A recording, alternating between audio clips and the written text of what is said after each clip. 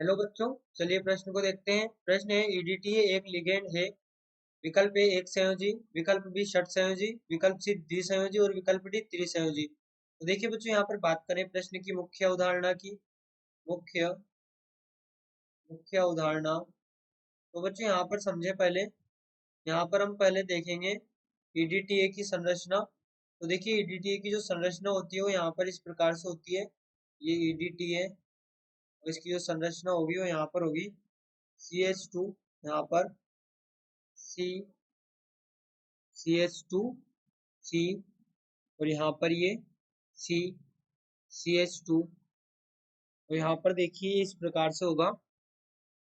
यहाँ पर इसे देखिए हम इस प्रकार से बनाए CH2, यहाँ पर CH2, ये CH2, और यहाँ पर ये N, जिससे यहाँ पर CH2C double bond O minus, और बच्चों यहाँ पर इसके पश्चात CH2C double bond O minus, और यहाँ पर ये N CH2C double bond O minus, और यहाँ पर ये CH2, यहाँ पर ये CH2C double bond O minus.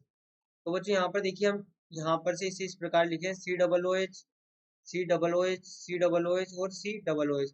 ये तो बच्चों यहाँ पर हमारे पास में ईडीटी हो गया, जिसका नाम होता है इथाइलिन डायमीन टेट्राएसिटेट।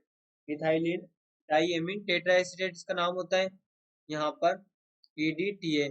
अब बच्चों यहाँ पर ध्यान से देखें तो हम यहाँ पर देख सकते हैं कि यहाँ पर जो नाइट्रोजन है, यहाँ पर नाइट्रोजन के पास है लोन पेयर, यहाँ पर भी नाइट्रोजन के पास है लोन पेयर।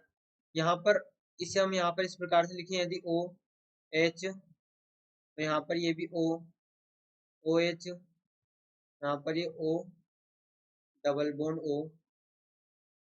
इसी प्रकार से बच्चों यहाँ पर ये भी डबल बॉन्ड O और ये OH, और यहाँ पर ये भी C double bond O OH होगा। तो बच्चों यहाँ पर हम कह सकते हैं कि यहाँ पर एक तो नाइट्रोजन लोन यहाँ पर लिगेंड की तरह व्यवहार करके वो इलेक्ट्रॉन डोनेट करेगा। यहाँ पर देखिए हम इसे इस प्रकार से लिखे, यहाँ पर ये नाइट्रोजन भी इलेक्ट्रॉन देगा लिगेंड के रूप में, यहाँ पर ये वाला नाइट्रोजन भी देगा। इसी प्रकार से ये ऑक्सीजन, ये ऑक्सीजन, ये ऑक्सीजन और ये ऑक्सीजन, ये सभी यहाँ पर इलेक्ट्रॉन देंगे। यहाँ पर ये सभी इलेक्ट्रॉन देंगे।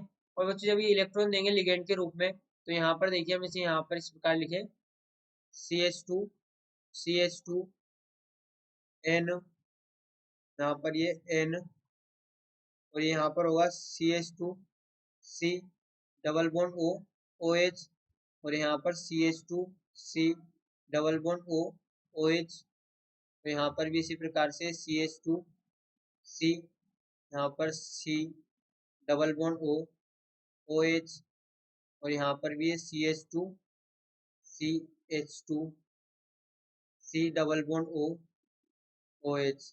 तो बच्चों यहाँ से देखिए हम इसे यदि EDTA 4 माइनस लिखें, EDTA 4 माइनस, इसका अर्थ क्या हुआ, यहाँ पर ये ऑक्सीजन पर माइनस, ऑक्सीजन पर माइनस, इसी प्रकार से यहाँ पर भी ऑक्सीजन पर माइनस, और यहाँ पर भी ऑक्सीजन पर माइनस। अब बच्चों यहाँ पर ध्यान से देखिए कि जो नाइट्रोजन है, यहाँ पर ये जो नाइट्रोजन है, यहाँ पर भी नाइट्रोजन होगा CH2 और यहाँ पर ये N, यहाँ पर भी नाइट्रोजन है और यहाँ पर भी नाइट्रोजन है। तो बच्चों इससे क्या होगा कि यहाँ पर जो नाइट्रोजन है ये भी लोन पेयर देगा, यहाँ पर जो नाइट्रोजन है ये भी लोन पेयर देगा, यहाँ पर यानी कि इलेक्ट्रॉन देगा, ये भी इलेक्ट्रॉन देगा और ये भी इलेक्ट्रॉन देगा। इसी प्रकार से जो चारों ऑक्सीजन है ये भी यहाँ पर जो मेटल होगा हमारे पास में सेंट्रल मेटल, उसको ये इलेक्ट्रॉन देंगे लिगेंड के रूप में, यहाँ पर ये इलेक्ट्रॉन। इसी प्रकार से हमें ये भी इलेक्ट्रॉन देगा यहाँ पर सेंट्रल मेटल को, तो यहाँ पर ये भी इलेक्ट्रॉन देगा। तो यहाँ से हम देख सकते हैं कि यहाँ पर 6 ऐसे लिगेंड के रूप में इलेक्ट्रॉन प्राप्त होंगे। तो यहाँ पर हम कह सकते हैं कि ये षट संयोजी होगा, यहाँ पर षट संयोजी होगा, क्योंकि यहाँ पर इलेक्ट्रॉन 6, यहाँ पर नाइट्रोजन, 2 नाइट्रोजन और 4 ऑक्सीजन, 2 नाइट्रोजन और 4 ऑक्सीजन यहाँ पर इलेक्ट्रॉन दे रहे हैं लिगेंड के रूप में, 2 नाइट्रोजन और 4 ऑक्सीजन यहाँ पर इलेक्ट्रॉन दे रहे हैं लिगेंड के रूप में। तो यहाँ पर टोटल 6 हो गए। तो हम कहेंगे कि ये यहाँ पर षट संयोजी की तरह व्यवहार करेगा, जिसे बच्चों यहाँ पर हम षट दंतुर लिगेंड भी कहते हैं, जिसे यहाँ पर हम षट दंतुर लिगेंड भी कहते हैं, षट दंतुर लिगेंड।